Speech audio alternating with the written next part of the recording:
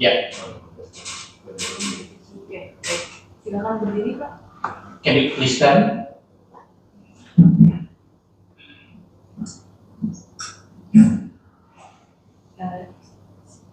Ikuti apa yang saya ucapkan ya, Pak ya. Repeat after me. Saya berjanji I swear bahwa saya that I, sebagai ahli as an expert dalam perkara ini in this case, akan memberikan will provide pendapat opinions menurut pengetahuan according to my knowledge. According to my knowledge. According to my knowledge. Dan pengalaman saya And my experience. Sebaik-baiknya. To my best of my ability. Semoga Tuhan menolong saya. May God help me.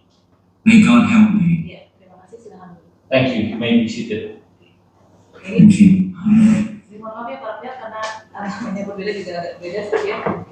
Dan sampaikan kepada ahli, saya hanya membantu mengucapkan lafal janjinya. Ahli yang berjanji pertanggungjawaban di dunia dan nanti di hadapan Tuhan menjadi tanggung jawab. The judge stated that what the judge did was only assist you in your swear, and the responsibility of that swear, both in the world and the afterlife, is upon you. Kemudian ahli tidak boleh menyatakan mengenai komentari fakta atau bukti. Beliau menyampaikan berdasarkan pengetahuan dan pengalaman beliau. You may not comment on the facts and the evidences presented here. You may only express your opinions. Saya tanya ke Pak Ted Gilbert, Pak Tony dan Pak Hidayat, ahli ini sudah saya baca tuh majornya matematika ya. Yeah. Ini berkaitan dengan perkara ini apa yang ingin disampaikan, Pak? Izin yang majelis, saya mau tanya kepada ahli untuk menjelaskan hal ini karena ada kaitan jelas antara matematika dan topik. Oke, ini Pak, saya tanya dulu ke ahli. Ya. Jadi ahli ini dihadirkan untuk menerangkan pengetahuan atau pendapat dia mengenai apa? Itu saya tanya. Ya, tentang semua data terkait COVID, efektivitas vaksin, keamanan vaksin. Beliau yang meneliti? Iya. Baik, jadi penelitian beliau Ya. mengenai efektivitas vaksin, kemudian statistik ya Pak ya? Iya, statistik. Yang beliau lakukan, yang sudah beliau olah, Ya. itu mengenai efektivitas vaksin. Efektivitas, keamanan, dan juga data kasus kematian dan semacam COVID. Dan data kasus kematian akibat COVID. Kematian dan kasus, ya. Jadi beliau istilahnya mengolah data. Ya. Mengolah datanya sudah ada, Ya. beliau yang olah secara statistik, secara matematika, dari efektivitas, kemudian keamanan, dan kematian akibat vaksin. COVID. Ya. COVID. Baik, seperti itu. Dan vaksin juga. Iya, baik. Jadi mohon izin para pihak berarti seputar itu karena itu keahliannya. Karena dia majori atau jurusannya matematika, dia menstatistik atau yang menghitung ya, seperti itu. Datanya sudah ada, kemudian beliau mengkalkulate atau menghitung yang berhitungan dari segi statistiknya, dari apa pertama? Efektivitas, kemudian keamanan, dan kasus kematian. Kasus dan kematian. Vaksin dan COVID ya, Pak ya. Baik. Jadi kita lokalisir itu yang beliau kuasai ya, Pak ya. Karena mohon maaf ini jadi 2 kali bekerja agar efektivitasnya diperhatikan gitu ya. Oke. Pak Ted, walaupun mohon maaf Pak Ted bisa bahasa Inggris karena ini pengadilannya di Indonesia, harus ke penerjemah, nanti penerjemah ke ahli, nanti ahli ke penerjemah, baru ke kita semua. Siap. Seperti itu ya Pak ya, Siap. mohon maaf, karena ini kita di MKRI seperti itu. Ya, silakan dimulai dari kuasa para juga. Oke.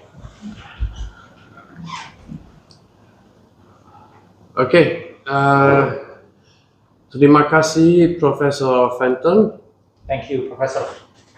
Thank you, Professor Fenton. Saya harus bicara dalam bahasa Indonesia dan bahasa Inggris akan disampaikan oleh translator. I must speak in Bahasa Indonesia, and the translator will speak in English for you. Okay. Profesor Fenton, Anda adalah ahli matematika yang sangat berkualifikasi, tapi COVID adalah hal medis. Apa yang mengkualifikasikan Profesor Fenton untuk bicara tentang COVID dan vaksin? Professor Fenton, you are a highly qualified mathematician, an expert in that, but COVID is a health matter. What makes you qualified to discuss COVID? Well, I collaborate with highly trained clinicians and epidemiologists, but in any case, I generally focus only on the data and statistical aspects of COVID. Saya banyak bekerja dengan tenaga kesehatan spesialis di bidang COVID, namun saya menspesialisasikan pada hanya pada data dan statistik berkaitan dengan COVID. Go on. Specifically, what these data tell us about both the risks associated with COVID and the risks and benefits of interventions proposed to combat COVID. Terutama mengenai data, mengenai risiko dan akibat dari COVID, serta risiko dan keefektifan atas intervensi-intervensi yang diusulkan terhadap pandemi COVID ini. Go on. So my special expertise is in probabilistic risk assessment, and in particular on quantifying uncertainty using causal models that combine data and knowledge.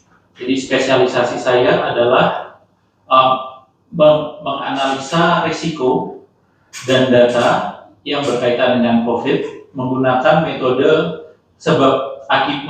yang berkaitan dengan sebab akibat atas COVID ini. Unlike typical statisticians analyzing COVID data, our approach enables us to go beyond just number crunching. Tidak seperti ahli statistik biasa, metode beliau atau metode saya bisa menganalisis bukan sekedar pada penghitungan saja, tapi bisa menganalisis pada sebab akibat. We look at causal explanations for the data, biases, uncertainty about its accuracy, and key information that's missing. Jadi kami menganalisis mengenai bias, lalu mengenai risiko dan tingkat akurasi atas data yang dihadirkan.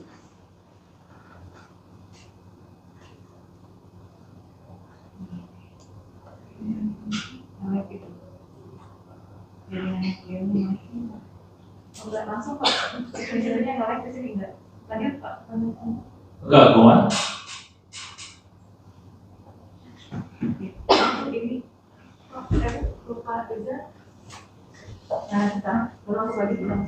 Recording in progress. Itu kayaknya termute. Hello? Ya, halo. Yeah. Can you repeat after the accuracy?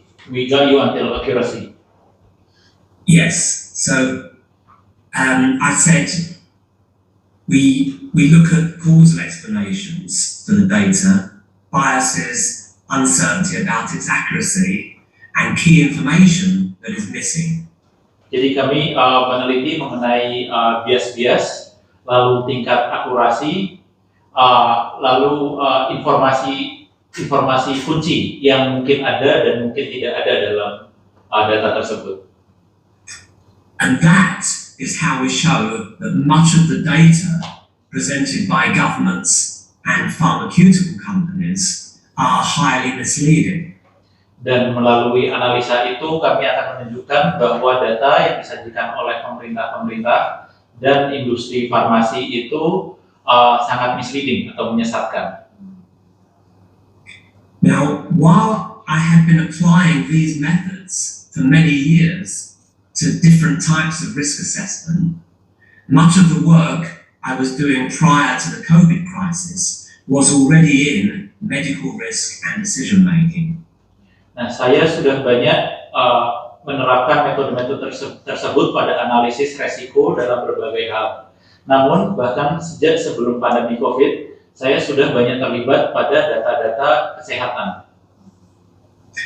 For example, from 2017 until 2021, I was leading a very large interdisciplinary project focusing on improving diagnostic and prognostic accuracy of chronic medical conditions like diabetes, arthritis, and heart failure, and I worked with specialist clinicians to do this.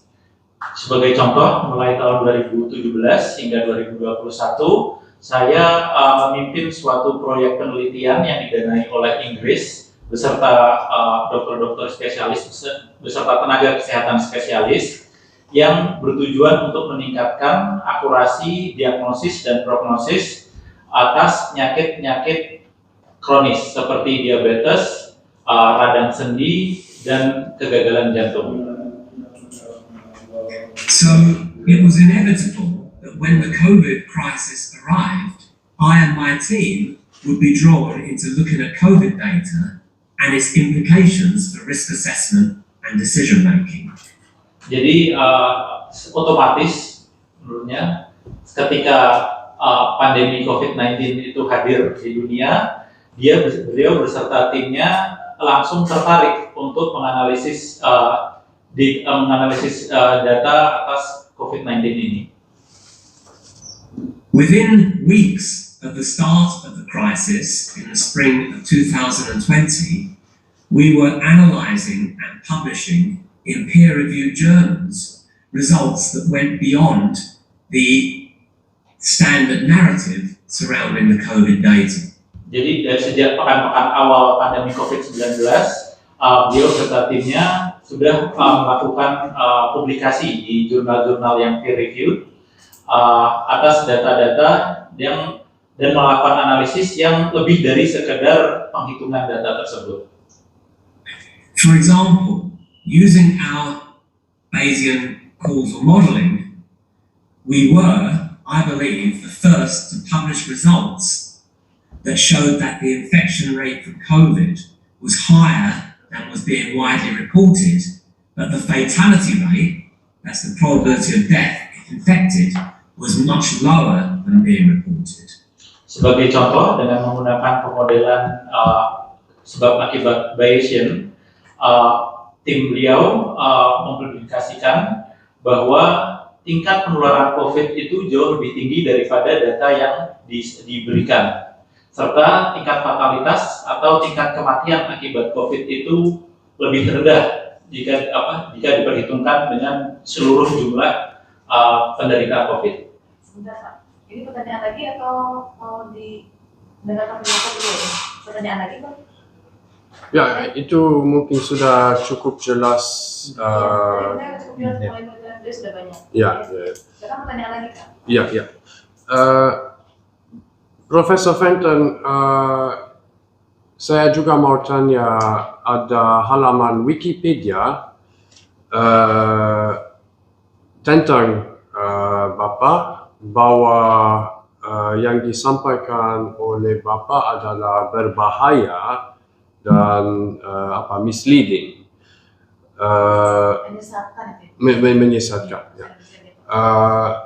Mungkin bisa menjelaskan tentang itu dan kenapa Bapak bersuara tentang kebenaran data COVID meskipun ada banyak konsekuensi dan framing negatif, misalnya halaman Wikipedia itu. Professor Fenton, there's a Wikipedia page regarding you which discusses that what you are doing is dangerous and highly misleading. What is the cause that you are speaking out while there are backlashes and negative framings regarding your opinions, including that Wikipedia page? Well, first of all, before I talk about the Wikipedia example, my speaking out, it's true that I could shut up, but the fact that I haven't has cost me my academic reputation, as well as being shunned by many previous colleagues. Jadi sebelum saya berbicara soal halaman Wikipedia itu, kenyataan saya berbicara atau kenyataan bahwa saya menunda bicara saya justru membuat saya dilawan atau ada perlawanan dari kolega-kolega saya. But I have to speak out. I have to speak out because it was clear from our analyses that governments around the world were misusing the data to create a narrative of hysteria and fear, leading to unjustified lockdowns and unprecedented infringements of civil liberties. Nah, saya merasa saya harus mengungkapkan apa yang saya ungkapkan karena pemerintah-pemerintah di dunia menggunakan data-data tersebut secara tidak tepat untuk melakukan pemaksaan pembatasan kegiatan atau lockdown dan pembatasan atas hak-hak kebebasan individu. So it was from both an academic and moral perspective that I was motivated to expose such misuse of data. Jadi dari segi akademis dan dari segi moral, saya termotivasi untuk mengekspos penyalahgunaan data ini. Jadi pertanyaan lagi ya, silakan Pak, nanti ke nomornya Pak Adil. Oke. Sudah. Ya. Mungkin bisa menjelaskan dengan singkat tentang isi Wikipedia. Ya, itu. Can you briefly explain regarding the Wikipedia page? Yeah, so this is typical of the campaign of harassment, delegitimization and censorship faced by all academics and clinicians who have questioned the official narrative. Jadi ini adalah tindakan yang biasa yang sering dilakukan terhadap para akademisi dan para tenaga kesehatan yang bersuara, yang suaranya itu berseberangan terhadap narasi-narasi yang resmi dari pemerintah. What that particular Wikipedia entry accused me of was demonstrably false. Yang dituduhkan dalam halaman Wikipedia itu salah dan dapat dibuktikan bahwa itu salah. It says that I had signed a document seeking to persuade the British government not to pass COVID-19 legislation, suggesting that a large increase in deaths had been caused by the COVID-19 vaccination program. Di halaman Wikipedia itu dinyatakan bahwa saya pernah menandatangani dokumen yang meminta pemerintah Inggris untuk menghentikan intervensi terhadap tindakan COVID-19 ini dan menyatakan bahwa peningkatan kasus COVID itu terjadi karena vaksinasi. I had never signed any such document and had never made any statement remotely similar. Saya tidak pernah menandatangani dokumen yang seperti itu maupun membuat pernyataan yang dapat diartikan seperti itu. Oke, sudah cukup. Saya mau masuk dalam substansi. We're going into the substance now. Professor Fenton, you already mentioned that the danger of COVID is. Profesor Fenton sudah dengan singkat bilang bahwa bahaya dari COVID sangat dibesarkan oleh banyak pemerintah. Bisa menjelaskan data dan fakta tentang bahaya sebenarnya dari COVID, apa kita bisa belajar dari semua data? So you mentioned that the data are exaggerated by the government. What information can you tell us from your analysis of the data regarding COVID? I can see. Yeah, sorry, it was frozen just then. So the question was, you mentioned that the dangers from the data was exaggerated by the government, by many governments. Now, what can you tell us from your data analysis regarding the actual dangers of COVID-19? So, except for those people with multiple comorbidities who are not given early treatment, COVID poses very little risk of hospitalization and death. Jadi selain pada kelompok-kelompok orang yang memiliki komorbiditas berganda yang tidak ditangani dengan cepat, COVID memiliki bahaya yang rendah pada masyarakat umum. Young people are essentially zero risk of dying due to COVID.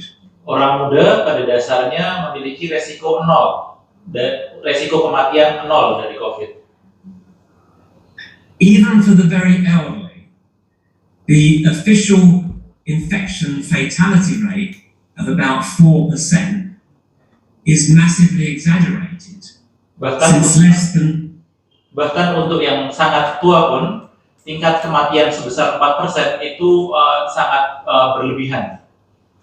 Since less than 5% of deaths which are classified as COVID deaths actually had COVID as the sole cause of death.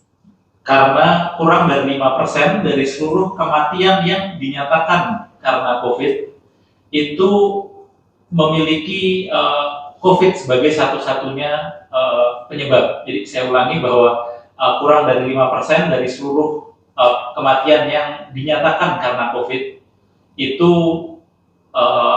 penyebab satu-satunya adalah COVID. Jadi yang lain itu karena ada hal lain. All COVID case numbers, which also determine the number of hospitalized COVID cases and the number of deaths, which are classified as COVID, are driven entirely by PCR testing, which is neither accurate nor consistently applied. Dan data-data lain yang akhirnya digunakan untuk menghitung tingkat jumlah orang, proporsi orang yang masuk rumah sakit karena COVID itu menggunakan data yang berasal dari uji PCR yang tidak tepat dan tidak akurat. Many instances of COVID waves that we have observed are due to increased testing, not increased COVID illness. So if you test more, you get more cases. Banyak gelombang COVID itu terjadi karena jumlah pengujian yang meningkat, bukan karena jumlah orang yang sakit yang meningkat. Many people who test positive do not have and do not get any real illness.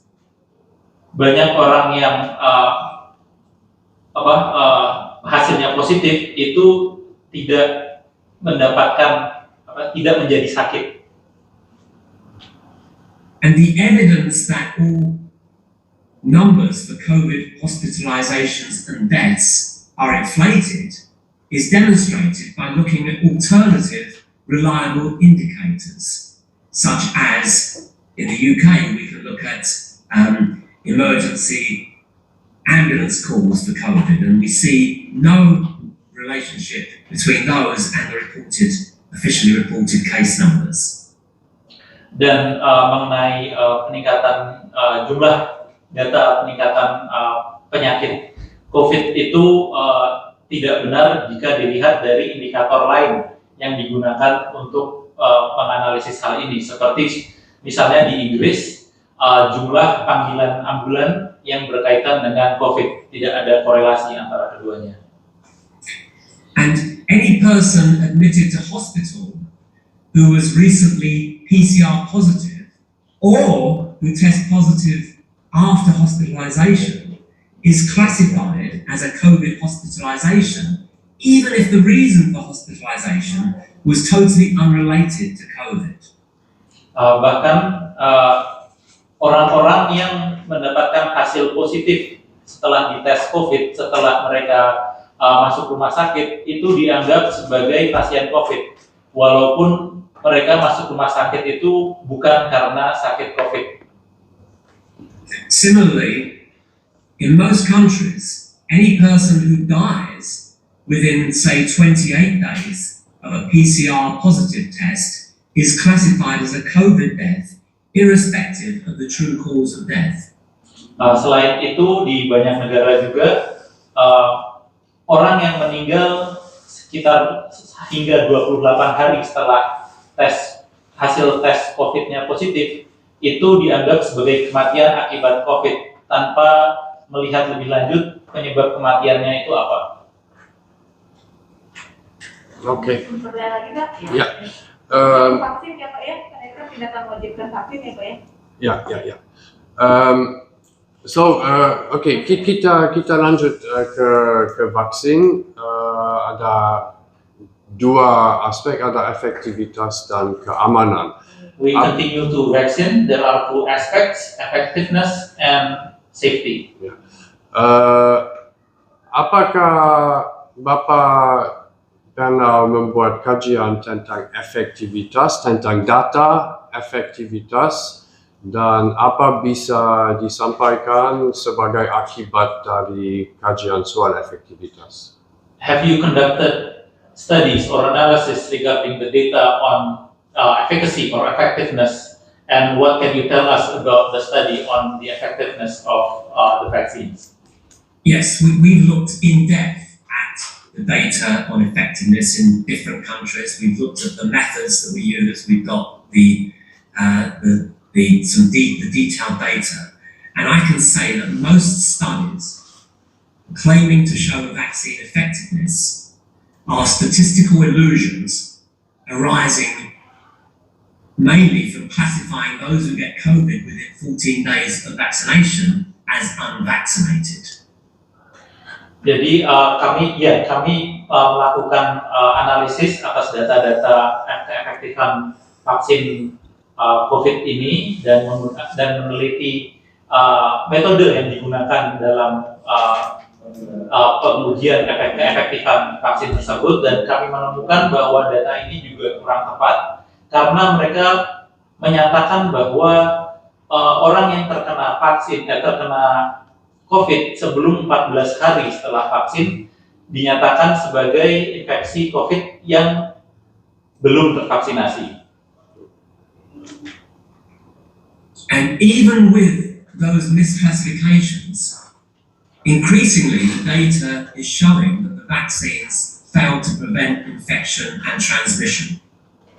Dan bahkan selain misklasifikasi siapa yang sudah divaksin dan belum tervaksin tersebut, data masih menunjukkan bahwa vaksin COVID-19 ini gagal menurunkan risiko terkena COVID, terkena infeksi COVID dan penularan. And the most highly vaccinated countries have experienced the highest increases in COVID infection rates. Negara-negara yang memiliki tingkat vaksinasi yang paling tinggi itu juga mendapatkan tingkat infeksi atau penularan COVID yang paling tinggi juga.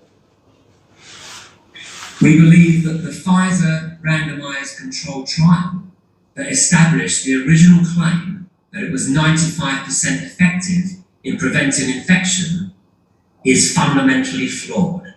Menurut kami, studi randomized control trial yang diselenggarakan oleh Pfizer yang menjadi acuan utama dalam menyatakan bahwa Pfizer itu efektif sebesar 95% dalam mengurangi infeksi, itu pada dasarnya salah atau memiliki kelemahan yang sangat besar.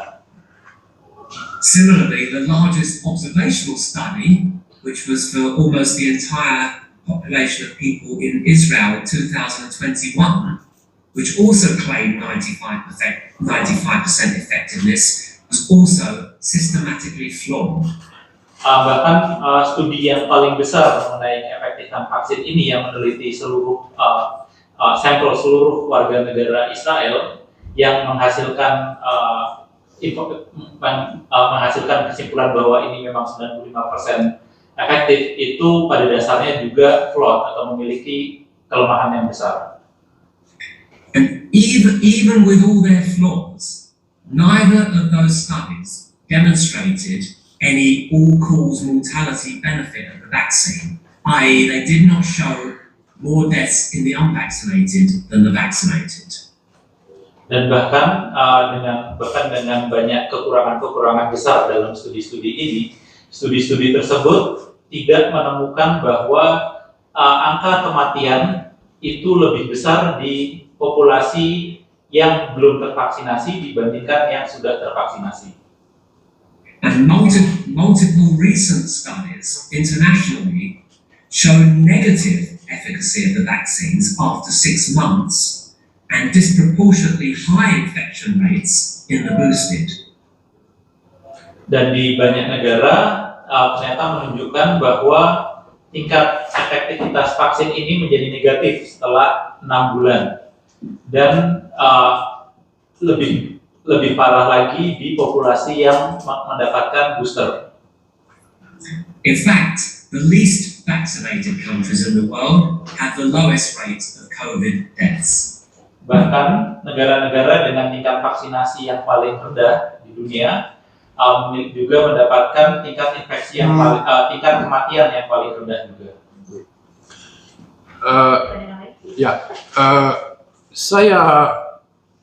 Saya baca data yang dirilis akibat gugatan keterbukaan informasi di AS, semua data Pfizer, dan menurut saya terlihat seperti dalam uji klinik Pfizer ada lebih banyak kematian semua penyebab dalam kelompok vaksin dari yang placebo. Apakah itu benar? So from the study that was conducted by Pfizer for this vaccine, it is found that there are more deaths in the population of the vaccinated compared to the placebo population. Is that correct? Yes, it is correct. There is uncertainty about the numbers. Some claim that 21 died from the vaccine arm and 14 in the placebo arm. Others say it's only 17 in the vaccine arm, 14 in the placebo arm. But we have discovered through investigations into this that there may have been more people who were originally in the vaccine arm who died and who were withdrawn from the study. But there is no doubt that there were more deaths in the vaccine arm than the placebo arm. Benar, memang ada yang menyatakan bahwa yang meninggal di populasi vaksin itu ada yang bilang 21, yang populasi placebo itu 19, ada juga yang bilang di populasi vaksin itu 14 dan di populasi placebo tadi lebih rendah lagi. Tapi dari semua data yang dinyatakan tersebut, jelas memang lebih banyak orang meninggal yang merupakan orang yang dalam kelompok tervaksinasi daripada orang yang dalam kelompok placebo. Placebo itu adalah vaksin tanpa kandungan vaksin. Itu digunakan untuk membandingkan efektivitas antara yang divaksin dan yang tidak divaksin. Tapi penerima tidak tahu apakah mereka dapat vaksin atau yang kosong. Okay. Profesor Fenton, apakah sudah melakukan kajian tentang data keamanan dalam uji klinis vaksin COVID? Dan ketemu apa konklusi dari itu? Professor Fenton, have you conducted studies regarding the data of the clinical trials of the vaccine regarding its safety? And what conclusion can you make from your studies? So even ignoring the there were multiple protocol violations in the clinical trials, especially the Pfizer trial. And even so, many serious adverse reactions were reported. And we also are now learning from individuals who have contacted us who were seriously injured but who weren't recorded as vaccine injured as part of the trial. Jadi We're also seeing, di luar dari pelanggaran-pelanggaran protokol umum yang dilakukan dalam pengujian vaksin ini, kami tetap mendapatkan banyak laporan mengenai dampak buruk dan tadi beliau mengatakan vaccine injury atau luka akibat vaksin atau misalnya dampak buruk akibat vaksin yang dilaporkan kepada beliau menyatakan tadi kepada kami yang di luar dari laporan penelitian itu. And in both the Pfizer and Moderna trials, the excess risk of serious adverse injury for those who were vaccinated exceeded the risk reduction of COVID hospitalization. Jadi dari studi Pfizer dan Moderna ini, dampak tambahan akibat vaksin itu lebih tinggi daripada risiko masuk rumah sakit. Dari penurunan risiko masuk rumah sakit akibat COVID.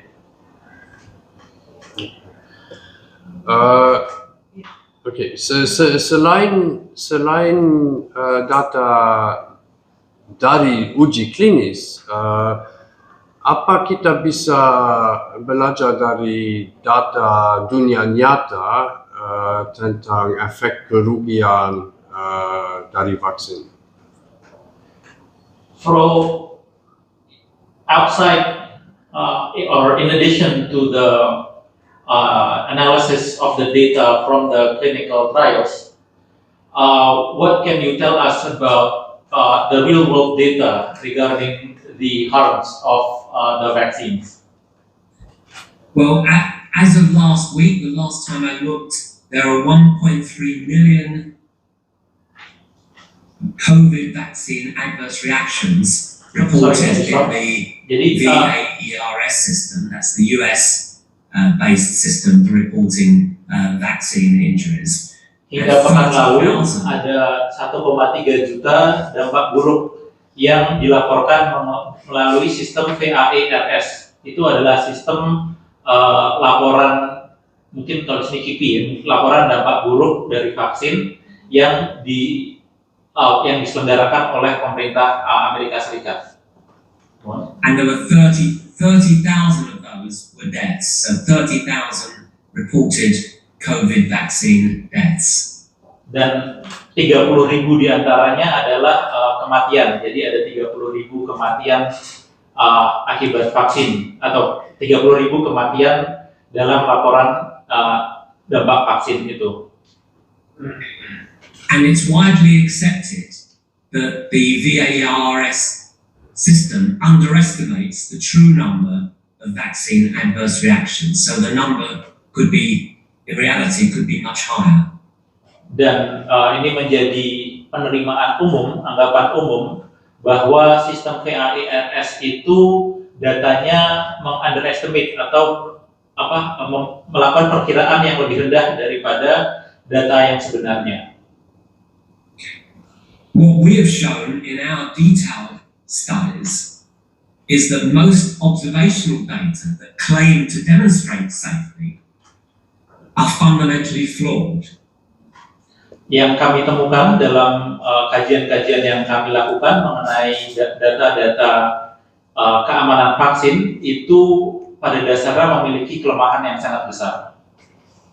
And the reason they're flawed is because typically people who die shortly after vaccination are classified as unvaccinated, and the studies also underestimate the proportion of people who are unvaccinated. Ini disebabkan salah satunya adalah orang-orang yang meninggal dalam jarak waktu dekat setelah vaksinasi itu dianggap sebagai kematian orang yang belum tervaksinasi. Dan data secara umum juga menunjukkan bahwa jumlah orang yang tidak tervaksinasi itu sebenarnya lebih tinggi daripada yang dalam data-data yang disajikan tersebut. So just to clarify, when that misclassification and that underestimation of the proportion of unvaccinated happens, you end up making claims that the vaccine is safe, i.e. the people who take the vaccine are less likely to die of COVID than those who don't. But that's simply, again, an illusion created by the misclassification and underestimation of the number of unvaccinated. Nah, kesalahan klasifikasi ini menghasilkan angka keamanan yang tinggi. Namun itu pada dasarnya angka tersebut dihasilkan dari kesalahan dalam menghitung berapa orang yang belum tervaksinasi karena adanya kesalahan klasifikasi tersebut, sehingga menciptakan adanya ilusi bahwa tingkat keamanan vaksin tersebut tinggi. So, if the vaccines were as effective and safe as claimed, we should be seeing lower all-cause mortality rates in the vaccinated than the unvaccinated. Jika memang vaksin tersebut aman, maka seharusnya kita melihat angka jumlah orang yang meninggal yang sudah divaksinasi itu semestinya lebih rendah daripada yang belum tervaksinasi. Pertanyaan lagi Pak? Ya. Oke. Saya punya dua pertanyaan tambahan. Two more questions. Ya. Yang pertama, saya melihat Profesor Fenton telah mempublikasikan artikel tentang studi IDAI yang pernah dilakukan di sini bahwa COVID sangat berbahaya untuk anak-anak. Bisa menjelaskan secara singkat pendapat Bapak tentang studi yang dilakukan oleh IDAI? Professor Fenton, you have published that said that the data from the IDAI, the Indonesian Pediatrics Association, and you said that the dangers of the vaccine in Indonesia is high. COVID. The study from the Indonesian Pediatrics Association stated that the dangers of COVID is high For children. for children. Can you comment on that study? Sorry, I'm not sure which study you're referring to. The Frontiers IDAI study. Studi Frontier IDAI, the Frontier study of the Indonesian Pediatrics Doctor Association, the Frontier study. Yes. So this was the. So this claimed, this made very exaggerated. This was the one that made very exaggerated claims about the risk of the risk of death to children. That's the one that we're talking about. Jadi studi ini So membuat klaim it was claiming that the case fatality rate in children was something like I think in the original the paper claimed it was something like 1%, and then in public there were also claims that it was high as 3 to 5%. That's correct, isn't it? Jadi dalam studi ini mereka melakukan pembesar-besaran atas data atas kematian COVID. Dalam studi yang dipublis itu mereka menyatakan tingkat kematian akibat COVID pada anak itu mencapai 1% dan di luaran di publik mereka mengklaim hingga 3%. Studi yang itu ya? Ya, studi yang itu. Pertanyaan Yes, that study.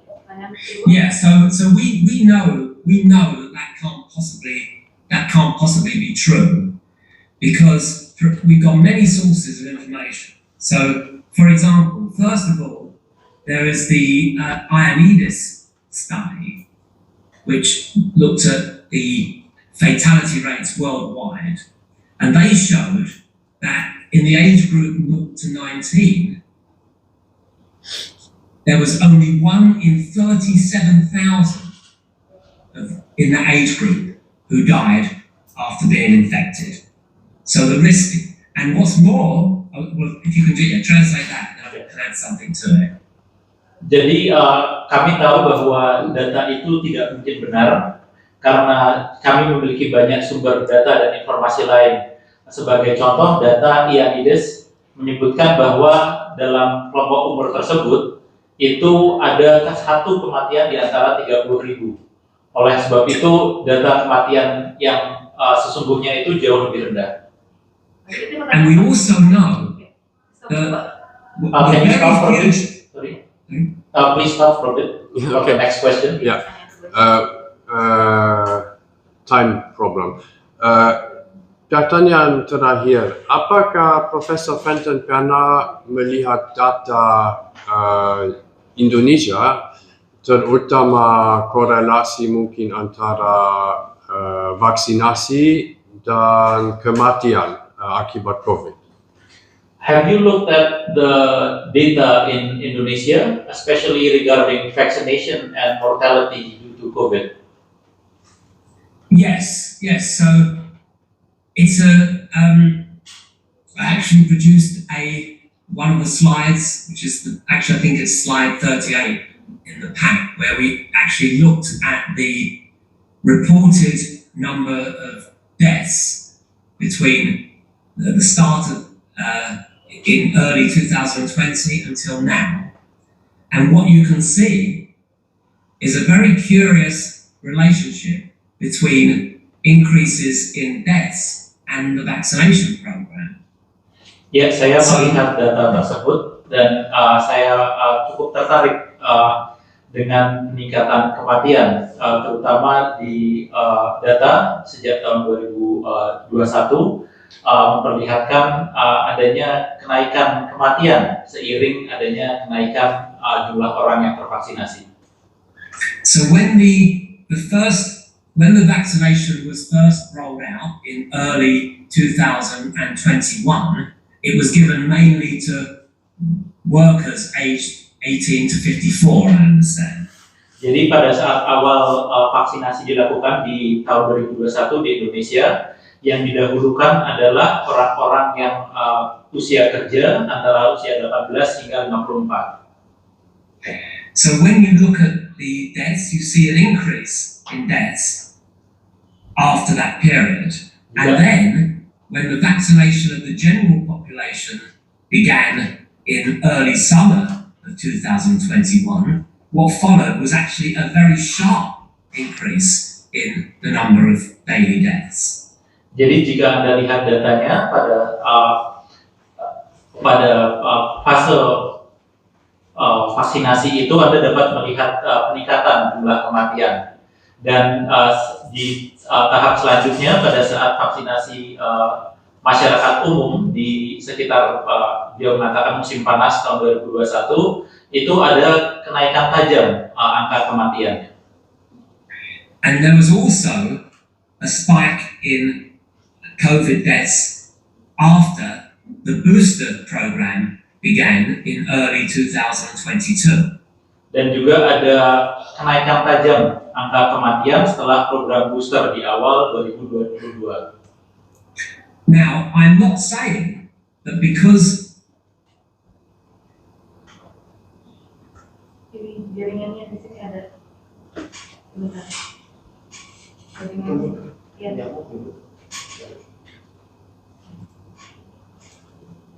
Something for vaccination.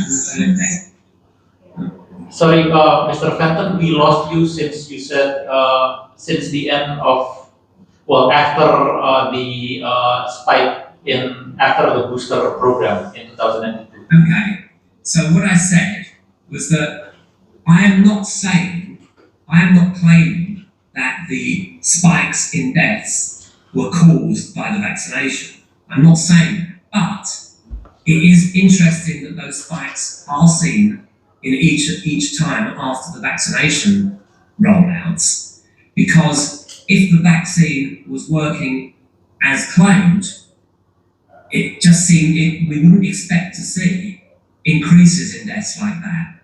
It's not. I'm not claiming a causal effect, but it is an unusual observation.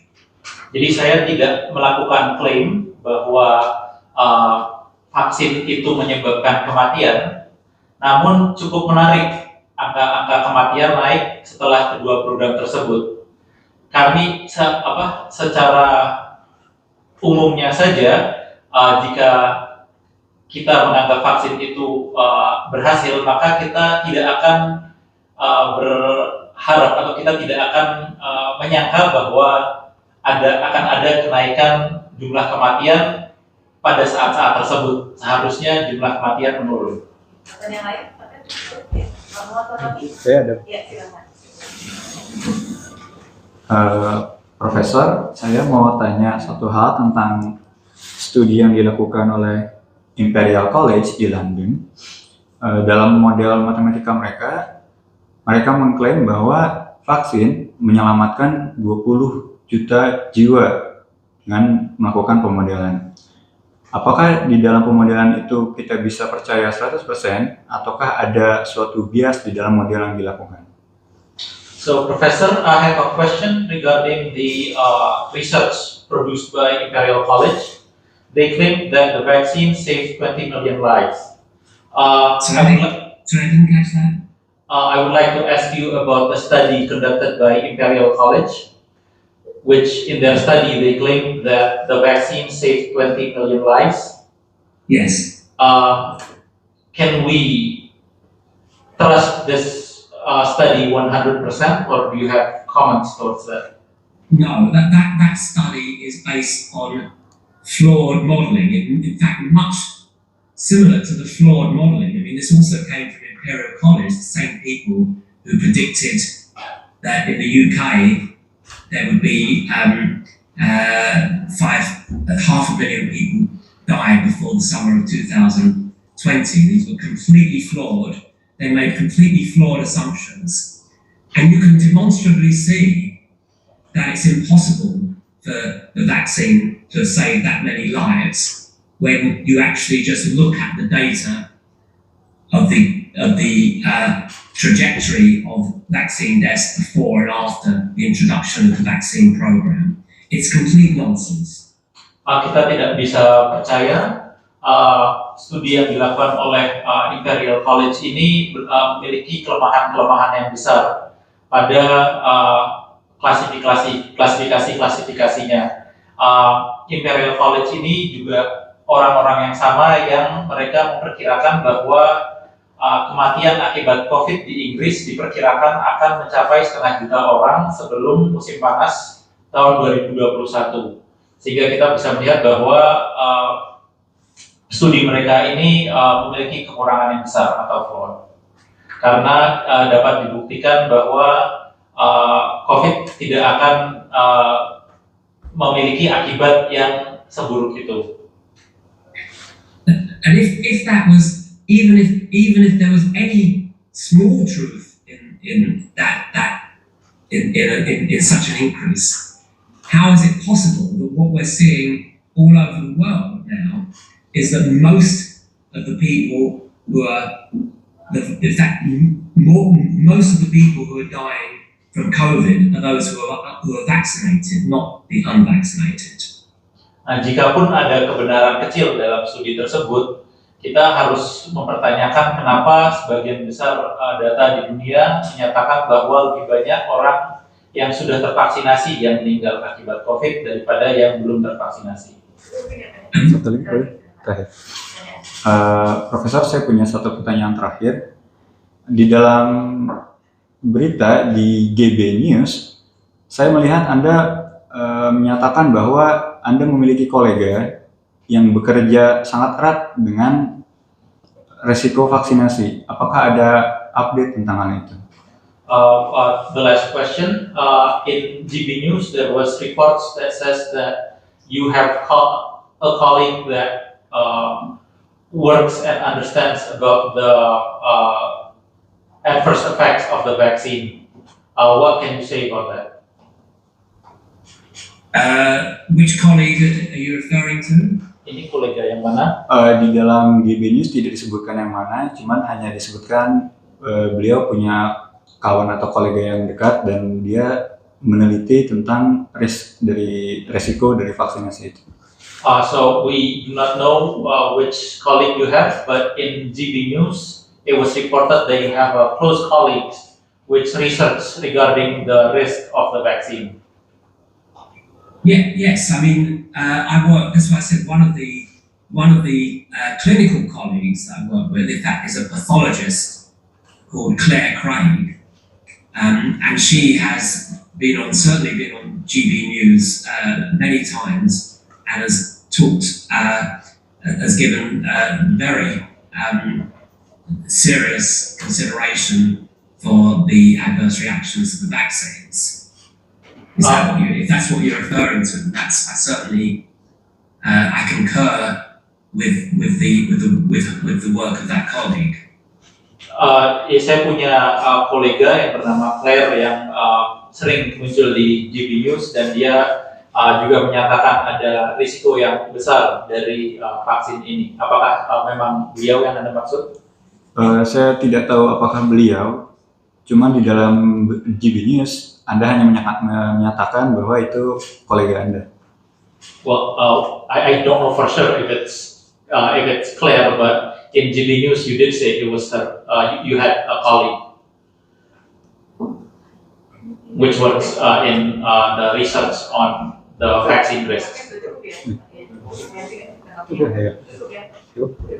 Cukup dari saya. Tanya sebentar Pak, ahli ini pernah kena COVID atau? So, question from the judges now. Have you ever contracted COVID? Yes, I have. Sudah. Sekali dua atau belum? How many times? Once I got the Delta variant in early July 2021. Sekali saya mendapatkan varian Delta di bulan Juli 2021. Kemudian ahli divaksin tidak? Are you vaccinated? No. Tidak. Dapat satu dulu ya. Silakan Bapak Ibu itu belajar. Baik yang mulia. Mainnya nih. Saudara ahli, tadi saudara ahli menyampaikan beberapa riset. Apakah riset yang saudara ahli lakukan juga secara khusus untuk data-data atau vaksinasi di Indonesia? Mr. Expert, you mentioned a number of studies. Are those studies specific for data in Indonesia? No, I was referring to international studies. Most of them, we mentioned one or two which were relevant to Indonesia, but most of them were from various countries around the world. But we see the conclusions that I was making about those studies, I think, are relevant to all countries' data. Tidak. Studi-studi yang saya sampaikan tadi adalah studi-studi internasional. Ya, ada beberapa yang berkaitan langsung dengan Indonesia, namun studi-studi internasional ini relevan atau berhubungan dengan data dari semua negara di dunia. Baik, saudara ahli, tadi saudara ahli menyampaikan bahwa dalam salah satu risetnya itu menyampaikan kalau data untuk orang yang masuk rumah sakit itu menggunakan hasil atau berdasarkan hasil PCR yang tidak tepat seperti itu. Apakah saudara ahli dalam melakukan riset ini juga pernah mengambil bahan atau data juga terkait diagnosis pasien yang masuk rumah sakit itu? So you mentioned studies regarding the COVID hospitalization rate. You said that this was all based on PCR data. Now, have you analyzed data regarding the other diagnosis? So, when you talk about other diagnosis, you mean symptoms-based or some other test? Can you clarify what's intended? Yang Anda maksud dengan diagnosis lain tersebut, apakah ini berdasarkan gejala-gejala atau tes lain? Catatan medis dari dokter atau tenaga medis. Medical records from the doctors or from the health staff? So all of the studies that we look at,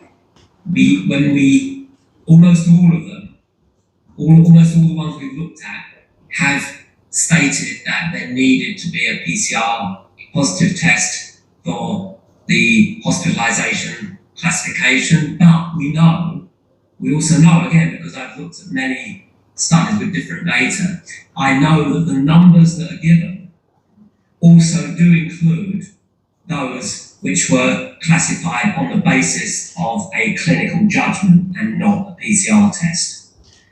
So it's difficult so the studies, many of the studies, even if they say it's based on PCR test, it does also include those based on clinical judgment. Jadi data-data yang menyatakan bahwa mereka mensyaratkan uji PCR untuk menyatakan positif terinfeksi COVID, itu banyak juga yang menyertakan data yang bersifat penilaian klinis yang bukan dari uji PCR tersebut. Jadi walaupun hasil penelitian itu menyatakan bahwa ini berdasarkan hasil uji PCR, mereka tetap mencantumkan data memasukkan pasien-pasien yang didiagnosis berdasarkan penilaian klinis. In fact, I'd like to say about this, it's quite important because this was very critical at the start when we were looking at the data. At the start, in early 2020, the hospitalizations that were classified as COVID were all people who had very serious symptoms. So they were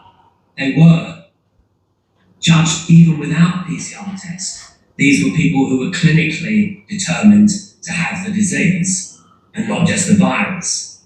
And that's why, at the beginning, it appeared that the case fatality rate, i.e. the probability of dying if you had COVID, was considered to be much higher than it really is. Penting juga untuk diperhatikan bahwa di awal pandemi di tahun 2020, orang-orang yang dihitung yang masuk ke dalam rumah sakit itu adalah orang-orang yang memiliki gejala-gejala yang berat. Jadi memang orang-orang yang sakit COVID, bukan hanya terinfeksi virus. Oleh karena itu penghitungannya dilakukan berdasarkan penilaian medis, bukan sekedar hasil apakah terinfeksi virus atau tidak. Akibatnya jumlah kematian, case fatality rate atau tingkat kemungkinan kematian akibat COVID jadi terkesan sangat tinggi. And that all changed when they started to do the mass testing of people, most of whom didn't even have symptoms.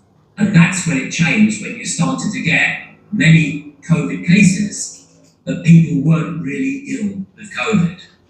Dan hal ini berubah saat banyak negara mulai melakukan tes massal untuk mendeteksi COVID. Nah, karena yang dites banyak sekali, maka ditemukan bahwa banyak sekali orang yang terinfeksi COVID tapi tidak sakit. Or who had mild symptoms. So when I like many others, when I had COVID, it was like like getting the flu or a bad cold. Atau juga banyak yang mengalami gejala-gejala yang ringan. Saya seperti banyak orang mengalami gejala yang seperti flu yang agak parah saja. Pertanyaan lagi mungkin silakan.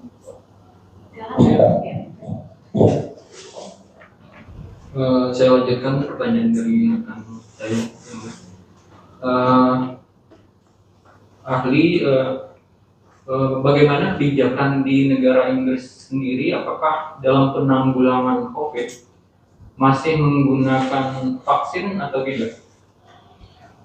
In the UK, the policy to combat COVID, do they still use vaccines? Yes, they do. They're not. We believe that something like 80% of the adult population is vaccinated, and about 60% has been boosted. Datanya 80% populasi dewasa di Inggris tervaksinasi dan sekitar 65% sudah mendapatkan booster. But as in other countries in the world, we now see that those who are boosted are disproportionately more likely to get COVID than the unboosted and the unvaccinated. Namun seperti yang kita lihat di banyak negara lain juga, orang-orang yang sudah mendapatkan booster berpeluang mendapat terinfeksi COVID lebih tinggi daripada yang belum mendapatkan booster. The booster seems to have a very short-term effectiveness, but even that we believe is due to these statistical manipulations which I've already spoken about. Sepertinya booster ini memiliki tingkat keefektifan yang hanya sebentar saja, dan bahkan itu pun berdasarkan data yang kurang baik. Baik, saya lanjutkan.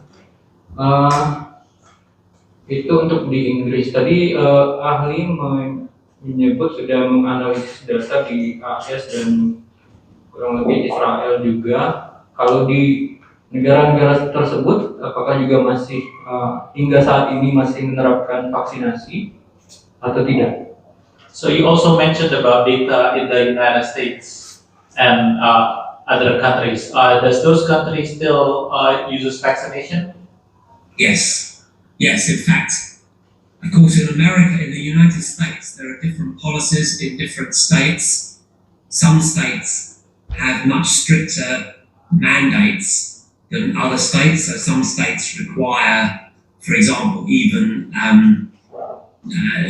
children or certain types of workers to be vaccinated. But the policy differs in different states.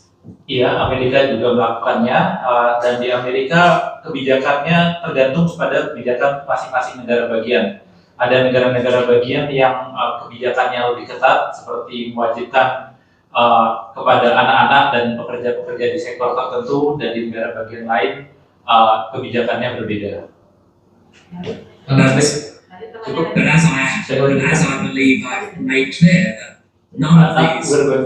that none of these mandates are based on, are justified by the data on safety or effectiveness. Beliau menyatakan bahwa mandat ini tidak berdasarkan data mengenai keamanan maupun keefektifan.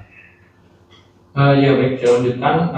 Tadi meskipun beberapa negara tadi tetap melaksanakan vaksinasi untuk penanggulangan COVID, tapi berdasarkan analisa ahli menganggap vaksin tidak efektif, tetap menganggap vaksin tidak efektif. Nah, untuk itu dari hasil analisa ahli, apa solusi yang dapat diberikan terhadap penanggulangan COVID selain vaksin?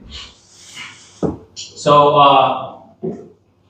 aside from that, these countries are still using vaccines as a method to combat COVID, you mentioned that vaccines are not effective.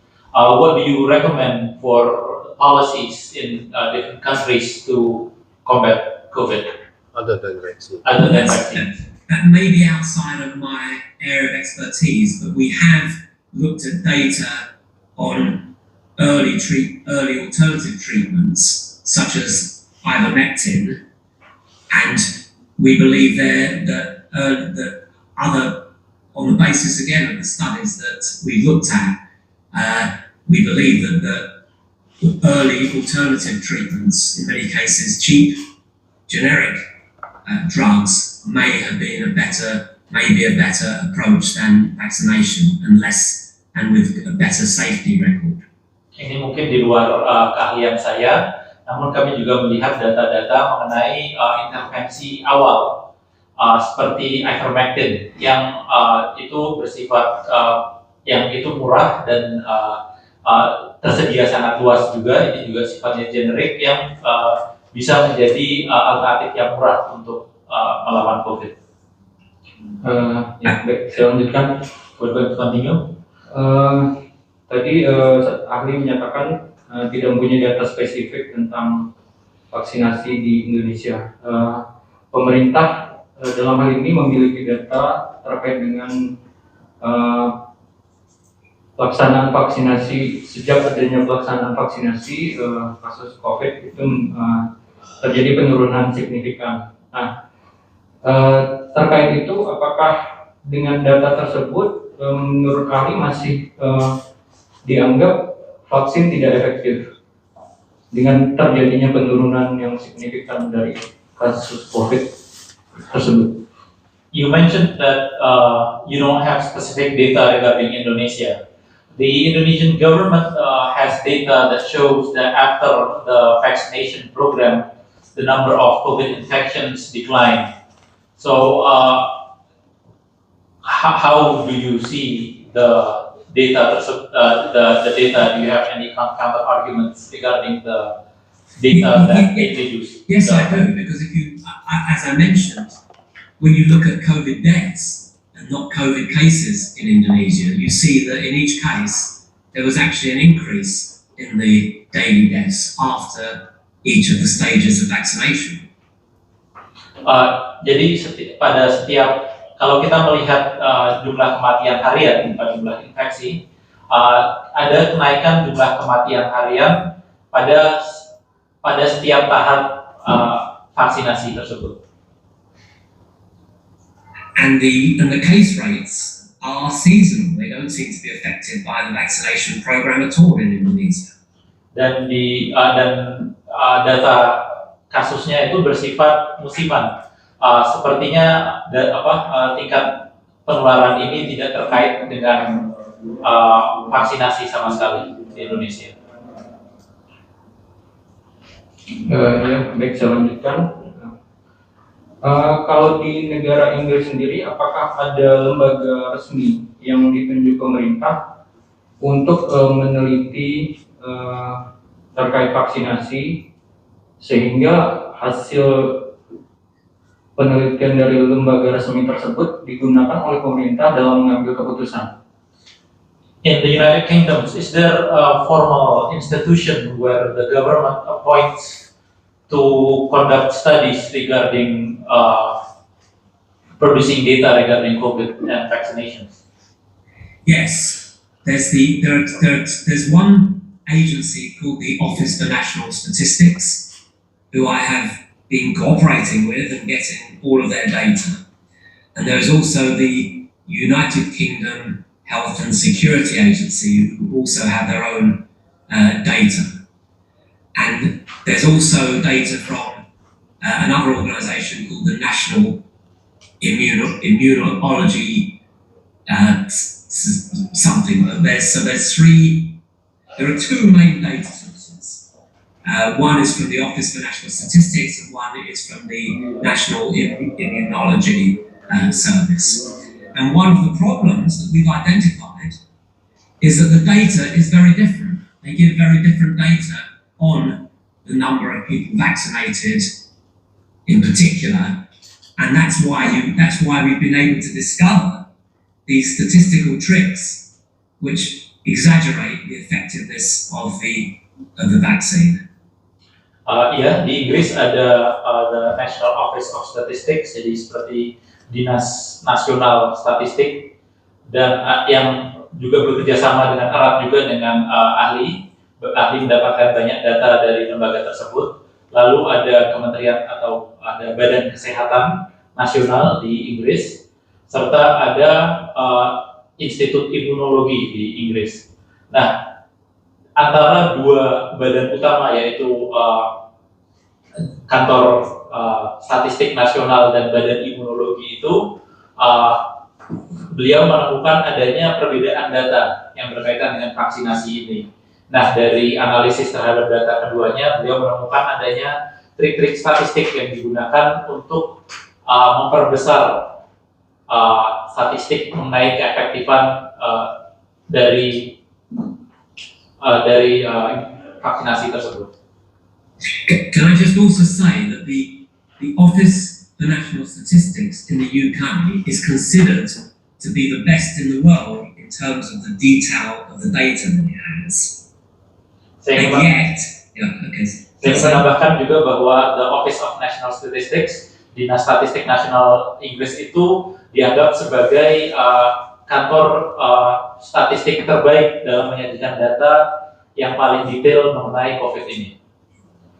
and yet, even with them, we have identified and raised with them fundamental flaws in the way they are doing their COVID vaccination data analysis. Namun bahkan demikian, kami masih menemukan adanya kekurangan-kekurangan besar yang kami tunjukkan kepada mereka mengenai analisis dan data mengenai data vaksinasi di Inggris.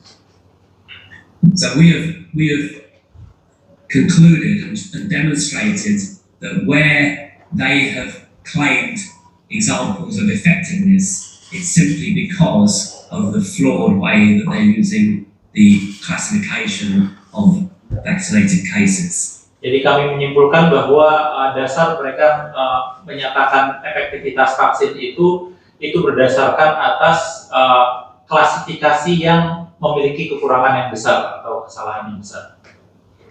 Baik, terakhir, berarti hasil analisis atau studi yang dilakukan oleh ahli itu apakah diterima oleh pemerintah Inggris atau justru berseberangan dengan pemerintah? The last question. So the studies and analysis that you conducted and published, are they received or accepted by the UK government, or are they in opposing position from your studies and analysis? It's a very good question, and this indicates the type of censorship that exists. In the beginning, our initial work, because it didn't exactly contradict the government narrative and it wasn't talking about vaccines, we got published papers in very good peer-reviewed journals. That was the initial work in 2020. Ini cukup menarik dan ini juga menandakan mengenai penyensoran yang dilakukan terhadap pandangan yang berseberangan. Di awal masa pandemi, karena analisis dan studi yang dilakukan itu tidak bertentangan dengan vaksin karena belum ada vaksin, hasil studinya dipublikasikan di jurnal-jurnal yang cukup bergengsi. But as soon as we started to show in our analysis that the conclusions were different from what the government was recommending, our work was not even considered. It didn't even get reviewed when we were submitting these papers to similar journals. It didn't even get reviewed, and ever since, with maybe one or two exceptions, and so ever since we have been publishing our paper on preprint servers. Namun setelah studi yang dilakukan itu berkesimpulan menghasilkan kesimpulan yang bertentangan dengan yang menjadi posisi pemerintah, hasil studi yang dilakukan itu bahkan tidak direview oleh jurnal-jurnal yang tadinya menerima studi-studi kami. Dan oleh karena itu studi kami dipublikasikan pada server-server yang bersifat pra-penerbitan atau pra-cetak. And this is a consistent thing throughout the world for people who are challenging the official government narratives and data. It is becoming very, very difficult to get our work published in any of these standard journals because essentially it is being censored. Jadi ini menjadi suatu adanya kesamaan, suatu tema yang sama di seluruh dunia. Jika hasil studi itu bertentangan atau men-challenge sikap pemerintah, maka hasil studi ini mengalami kesulitan dalam proses penerbitannya. Ini menunjukkan tentang menandakan adanya penyensoran terhadap pendapat-pendapat yang berseberangan. Cukup. Oke, that's enough. Izin mungkin ya. Tadi kalau tidak salah, saudara ahli menyatakan bahwa ada beberapa negara yang tingkat vaksinasinya tinggi, memiliki angka COVID yang tinggi dan kematian yang tinggi, kalau tidak salah ya. Dan selanjutnya saudara ahli juga menyatakan bahwa ada negara-negara yang memiliki tingkat vaksinasi paling rendah, memiliki tingkat kematian paling rendah dan COVID paling rendah. Bolehkah kami disajikan atau disampaikan data secara statistik angkanya? Kalau negara-negara berarti lebih dari satu ya. Coba bisa disampaikan kepada kami negara apa saja itu dengan angkanya, dengan 3 angka tersebut, vaksin dan mungkin jumlah COVID-nya, jumlah vaksinnya dan jumlah kematiannya antara yang tinggi dan yang rendah tersebut. Terima kasih. Sebentar Pak, ini bukan nanti kalau Pak tadi gimana data statistik Pak penggugat yang perlu dibuktikan. Pak juga ada yang slide-nya dari ahli yang dokter dari Semarang juga perlu dibuktikan ya Pak ya. Slide-nya dari dokter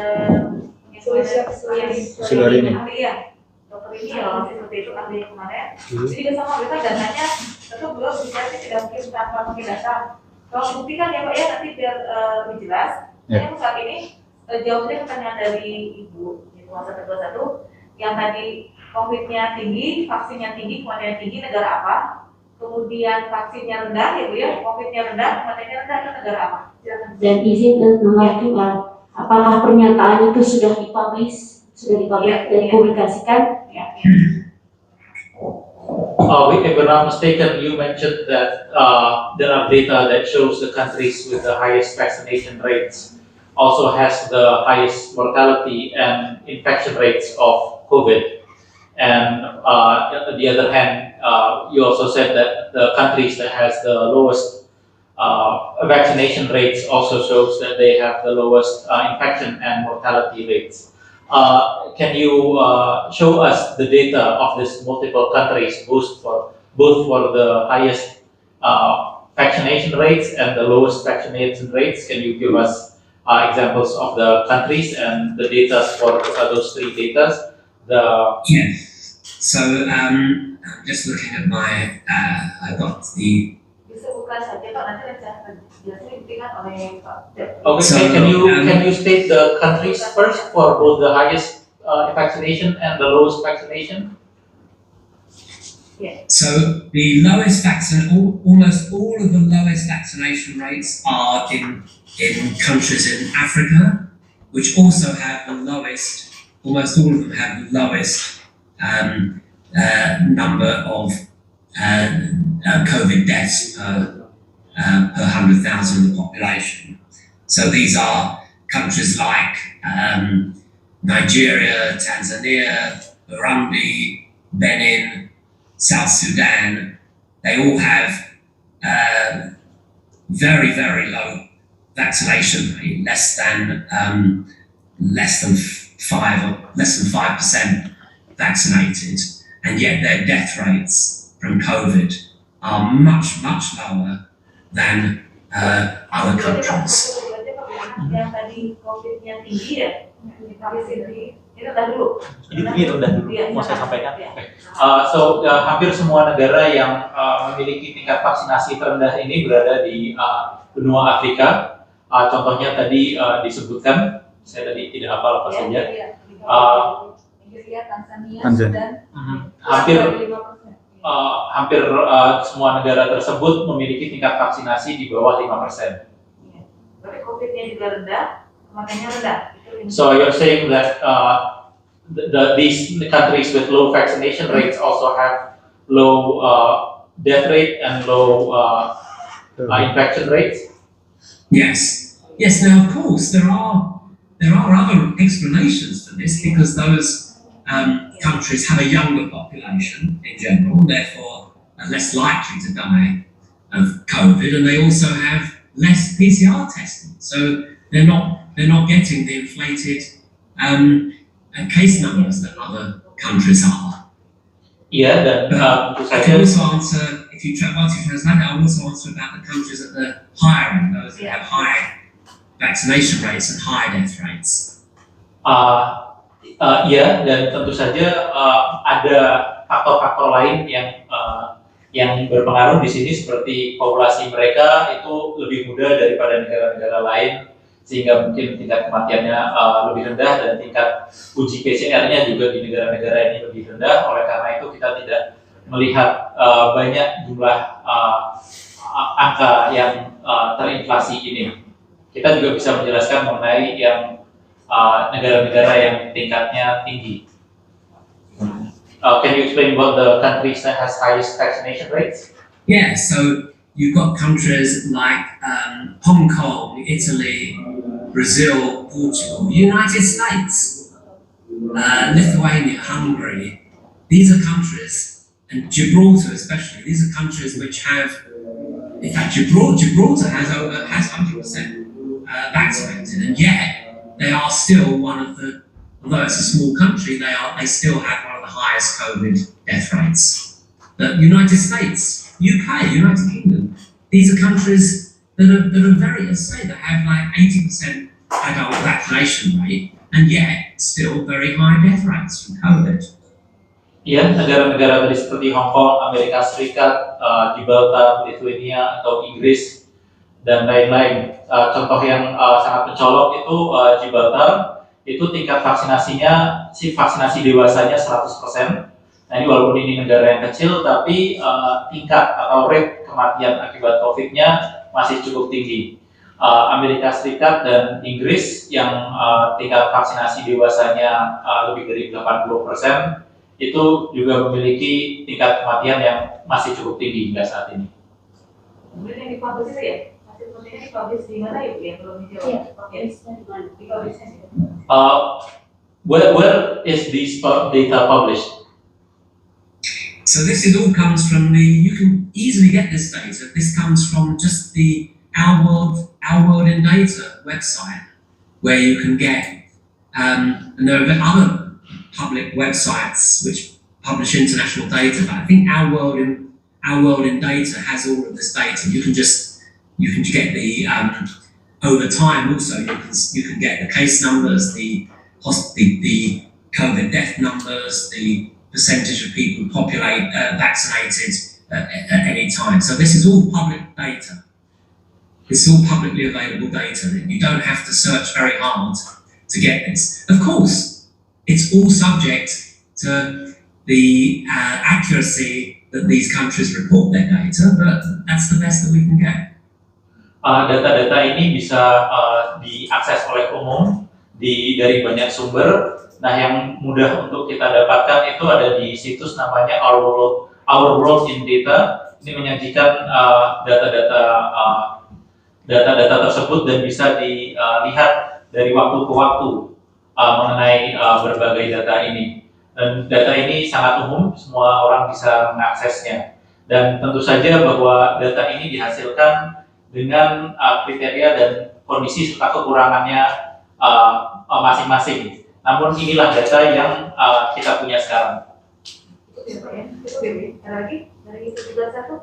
Cukup. Oke, kita sekarang ke tugas 2. Silakan. Baik, terima kasih Majelis. Selamat siang, ahli.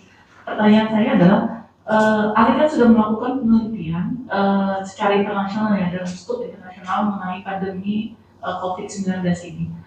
Menurut ahli, apakah kejadian-kejadian yang dalam kasus pandemi COVID-19 ini termasuk ke dalam klasifikasi keadaan luar biasa yang membahayakan keselamatan ataupun kesehatan manusia?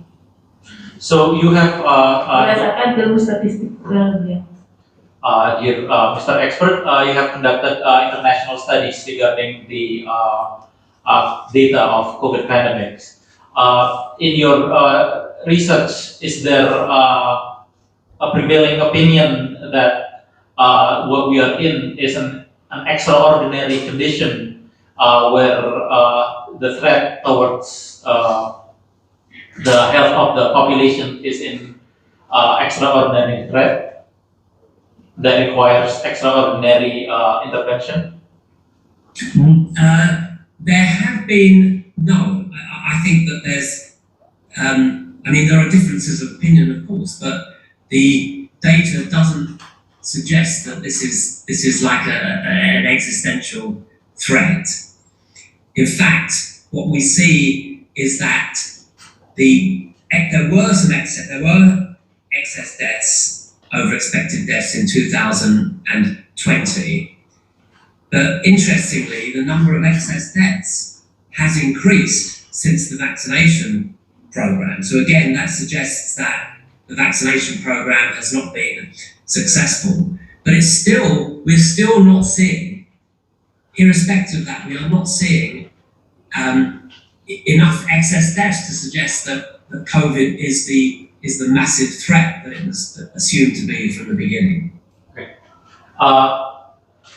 Tadi jawabannya adalah ada berbagai pendapat yang berbeda-beda tentang hal ini tentu saja, tapi menurut beliau ini bukan keadaan yang luar biasa.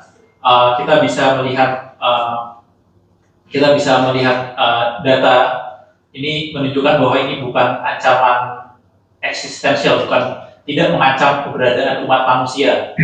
Dan dilihat juga dari datanya, bahkan sebelumnya beliau menyatakan bahwa memang ada peningkatan jumlah kematian dari tahun ke tahun yang lebih tinggi daripada tahun-tahun sebelumnya, atau yang beliau sebutkan tadi istilahnya excess death, tingkat kematian yang lebih tinggi daripada tahun-tahun sebelumnya. Namun setelah proses vaksinasi, kita lihat bahwa excess death ini atau kematian yang lebih tinggi daripada tahun-tahun sebelumnya ini meningkat setelah adanya program vaksinasi tersebut. In fact, what we're seeing for sure is that most of the excess deaths are now non-COVID deaths, and therefore likely to be the results of the lockdowns and the other actions taken by the non-pharmaceutical interventions carried out by governments, which cause lack of access to healthcare, etc. Bahkan sekarang kita melihat bahwa kematian tambahan ini atau excess death ini banyak yang bukan merupakan COVID atau disebabkan oleh COVID. Ini menunjukkan bahwa ini kemungkinan berasal dari dampak negatif dari adanya lockdown dan dari intervensi-intervensi pemerintah lain yang tidak berkaitan dengan farmakologi ini. Jadi adanya lockdown itu mungkin justru menghambat masyarakat dalam mendapatkan hal-hal yang berkaitan dengan kesehatan dan mungkin justru merugikan kesehatan mereka. Ya, baik, bagi Ibu, saya tertarik dengan pernyataan saksi yang menyatakan bahwa vaksinasi ini terdapat jumlah kematian yang meningkat tajam pasca vaksinasi maupun booster. Yang ingin saya tanyakan adalah beliau kan menganalisanya berdasarkan data. Bagaimana validitas data yang didapat, bersumber dari mana data tersebut, sehingga kesimpulan dari analisis beliau adalah seperti itu. So you mentioned that the death rates increased after the vaccination programs and process. You base this on data. So where do you get this data, and how valid do you think this data are? So that data, the Indonesian data, I got from the Our World in Data website. Data yang berkaitan dengan Indonesia itu berdasarkan dari website Our World in Data. I believe that is provided by the data there is provided comes straight from the Indonesian Health Ministry. Ini sepengetahuan saya bahwa data tersebut itu diambil dari data yang disediakan oleh Kementerian Kesehatan Republik Indonesia. Ya, tadi Bu ada. Mungkin ini terakhir, yang terakhir adalah untuk penelitian, tadi kan ahlinya penelitiannya adalah dampak vaksin dengan kematian. Apakah ada penelitian mengenai dampak vaksin terhadap akibat atau ringan beratnya gejala yang dialami oleh pasien COVID-19 seperti itu? So you mentioned about data regarding vaccination and death, but are there data that can conclude or can be discussed regarding vaccination and the different level of severity of COVID infection and sickness? This is the area where I've argued for a long time that we don't have good data, because there's no easily available data which classifies the seriousness of the cases. We either see it's simply a PCR, mainly a PCR positive. Sometimes we've had data where it said serious symptoms, but those have been only in a small number where you get observational studies, right? To get national, we can't find any national data. There's no easily available national data which classifies COVID cases by different levels of severity. Ini menjadi hal yang ahli tadi menyatakan kita tidak punya data yang baik mengenai hal ini. Tidak ada data yang cukup baik yang bisa dengan mudah diakses yang menunjukkan tingkat keseriusan atau keparahan penyakit akibat COVID-19 ini. Ada beberapa studi observasi yang sifatnya kecil, namun tidak ada data yang sifatnya nasional dimanapun yang bisa dianalisis untuk diambil kesimpulan mengenai tingkat keparahan masing-masing tingkat keparahan dari infeksi COVID-19 ini. The only data that we have that is widely available is this so-called hospitalization, COVID hospitalizations, right? Which some but not all countries provide.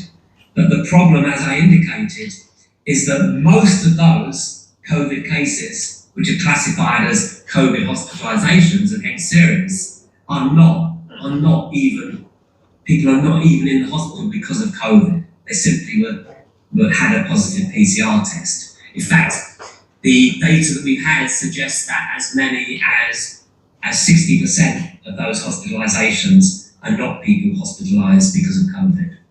Jadi yang ada itu data mengenai tingkat yang masuk rumah sakit, hospitalization rate, tingkat yang masuk rumah sakit. Namun ini data ini menurut beliau hanya adalah data yang definisinya adalah orang yang masuk rumah sakit dan hasil tes PCR-nya adalah positif. Ini tidak menunjukkan bahwa mereka masuk rumah sakit karena penyakit yang terkait dengan COVID.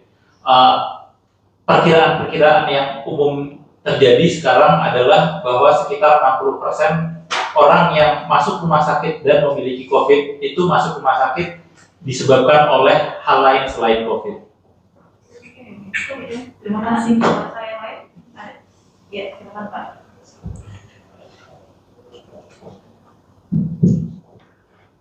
Baik, terima kasih. Tadi melanjutkan pertanyaan sebelumnya. Tadi Ali menjelaskan bahwa kematian meningkat seiring dengan meningkatnya vaksinasi atau booster. Yang saya mau tanyakan satu, apakah kematian data tersebut merupakan data kematian karena vaksin atau data kematian karena COVID? Kemudian yang kedua, apakah ada prosentase yang dilakukan oleh Ali, prosentase kematian karena vaksin itu berapa dan kematian karena pandemi itu sendiri? So you mentioned that the death rate increased after the vaccination process were rolled out. Are there data that showed those increase of data? How many is due to COVID and how many is due to vaccine? And are there analyses done by you or anybody else regarding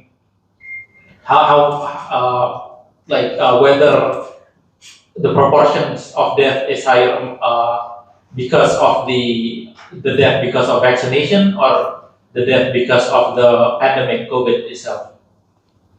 It's a very good question. The problem that we have, and that is a problem affecting all of those people who have reported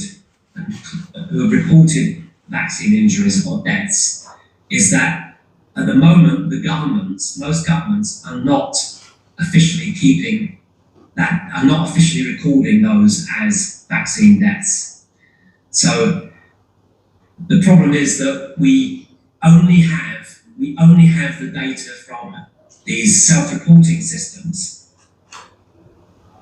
on the actual number that are officially that are considered to be vaccine-related deaths, and so that's why it becomes very difficult to. That's why we try to focus on all-cause mortality, right, and simply look at what happens between the vaccinated and the unvaccinated, because it avoids these problems of determining whether it's a COVID death and even determining whether it's a vaccine related death. All we can do, we have to focus on these all-cause mortality to avoid those complications associated with how the deaths are classified.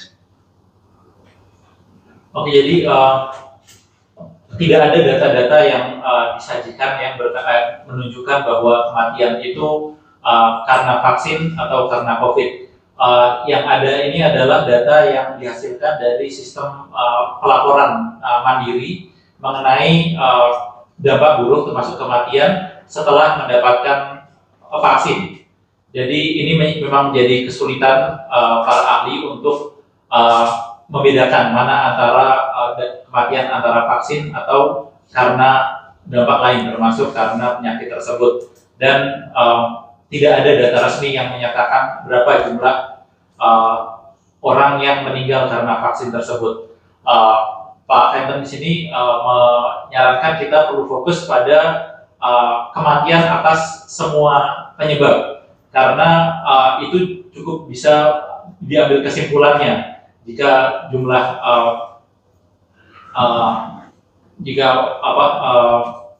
kematian naik pada saat kapan, apakah sebelum atau setelah vaksinasi ini naik atau tidak. Jadi kita harus fokus pada itu karena kita tidak memiliki data penyebab pasti masing-masing kematian itu apa.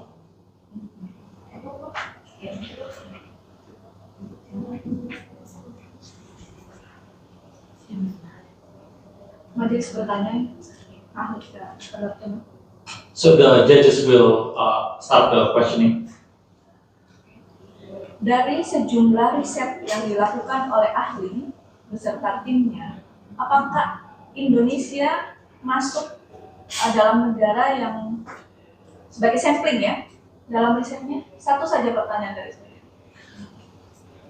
From the analysis and studies that you have conducted with your team, is data from Indonesia included in your studies? We've not done any detailed analysis of the Indonesian data. For the Indonesian data, we couldn't get the detailed weekly percentages and age categories that we have in countries like the United Kingdom. So we haven't done that kind of detail. We haven't done the really detailed analysis for Indonesia. Kami tidak melakukan analisis yang detail atau mendalam di Indonesia. Kami tidak mendapatkan data yang cukup detail seperti kalau misalnya di Inggris ada data yang detail mengenai masing-masing usia dan data-data detail lainnya. Sedangkan di Indonesia data itu tidak dapat kami dapatkan. Oleh karena itu studi kami dilakukan untuk data di Inggris. Ya, ini berkaitan dengan efektivitas vaksin, angka kematian vaksin, dan lain sebagainya yang tadi dijelaskan di awal tadi ya. Untuk riset ini yang saya maksudnya. So this is related to the effectiveness of the vaccine, the rate of death after the vaccine, and the COVID death Di Indonesia ya. in Indonesia. Yes, so the necessary data for that is not available to me. Jadi data yang diperlukan untuk mendapatkan kesimpulan itu tidak didapatkan oleh Bapak tersebut dari Indonesia. Thank you.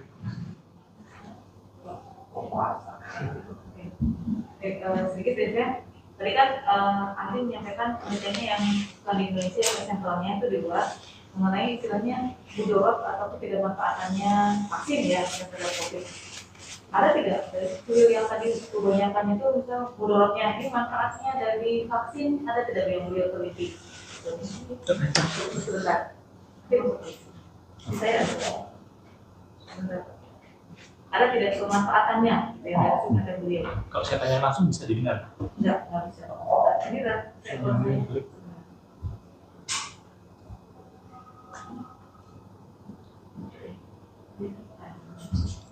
Recording in progress. So you have conducted studies internationally regarding the adverse effects of the vaccine. Have you conducted studies, or in your studies, have you found the benefits of vaccines towards people in relations with the COVID-19?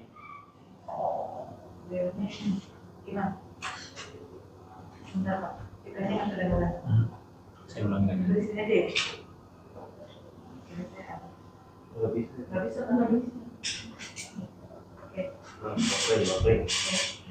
Sebentar ya, ahli. Sebentar ahli. Recording in progress. Silakan. Apologies, Mr. Expert. The question was, you have conducted studies regarding the adverse effects of the vaccines in relation to COVID-19. The question is, have you conducted studies, or in your studies, have you found the beneficial effects of the vaccine towards people in relation to COVID-19? Can you?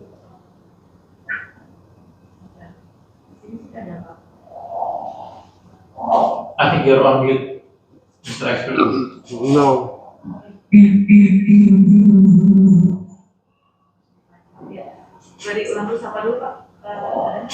Mr. Expert, can you hear us? Lagi beku. Lagi frozen. Mr. Expert, can you hear us? I can see you again. No, you're frozen again. Can you hear us now? Yes. Okay. The question is, you have conducted studies regarding the adverse effects of the vaccines in relation to COVID-19, but have you conducted studies, or in your studies, have you found the beneficial impacts of the vaccines to people in relation to COVID-19? As I said, because of the complications of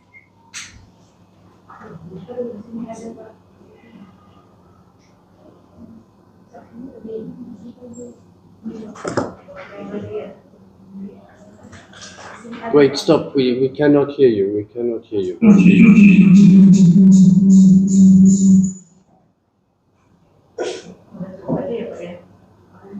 Hello, can you hear me now? Yes, we can hear you. Can you start over? Yes, so we have focused on the effectiveness and safety together by looking at all-cause mortality. And that's why, because that's the only objective way of determining whether the vaccine is working, to compare the unvaccinated all-cause mortality rate and the vaccinated. Right, that gets around all of the problems and just look at total deaths, not try and classify COVID and non-COVID deaths, just total deaths over a sufficiently prolonged period of time. Because that's the only unbiased way of determining whether the benefits of the vaccine exceed the risks. It's the only way to do it. There is no other objective way to do it. And what we've seen so far is we do not have evidence that the benefits outweigh the risks, because we are not seeing any decrease in all-cause mortality in the vaccinated compared with the unvaccinated. In fact, if anything, we are seeing slight peaks in all-cause mortality in the vaccinated shortly after vaccine programs. So there is no evidence, no objective, unbiased evidence that the benefits outweigh the risks. Oke, jadi yang kami lakukan adalah studi untuk membandingkan populasi yang tervaksinasi dan yang tidak tervaksinasi berdasarkan tingkat kematian masing-masing atas segala sebab. Karena itu adalah satu-satunya cara kita bisa membandingkan apakah vaksin tersebut memiliki manfaat yang lebih tinggi daripada kekurangannya. Dan itu adalah satu-satunya cara yang objektif yang bisa dilakukan untuk membandingkan apakah lebih baik di populasi yang sudah tervaksinasi atau lebih baik di populasi yang belum tervaksinasi. Dan dari data yang didapatkan ahli, beliau tidak menemukan manfaat yang lebih besar daripada kerugian atas vaksinasi tersebut. Yang bahkan yang ditemukan itu adanya kenaikan jumlah kematian setelah masing-masing proses vaksinasi. Cukup ya, masih ada satu saksi lagi dari Cukup ya. Ya. Ini majelis hakim cukup, orangnya juga sudah cukup. Kami mengucapkan terima kasih atas kehadiran nanti secara jujur memberikan keterangan mengenai yang disampaikan. Kami terima kasih banyak. So the questioning from the plaintiffs and the defendants has finished. Also, the questioning from the judges also has finished. The judges would like to thank you for your availability, for your time and attendance in this court proceeding through Zoom. We would like to thank you. Okay, thank you for listening to me. Thanks, Norman. Ya, terima kasih. Okay. Kita kami leave kan ya. So we will disconnect the Zoom meeting. Thank you very much. Thank you. Goodbye. Recording. Ini untuk penerjemah juga terima kasih Bapak atas kehadirannya. Terimanya ya, memang. Silakan Pak bisa di. Terima kasih.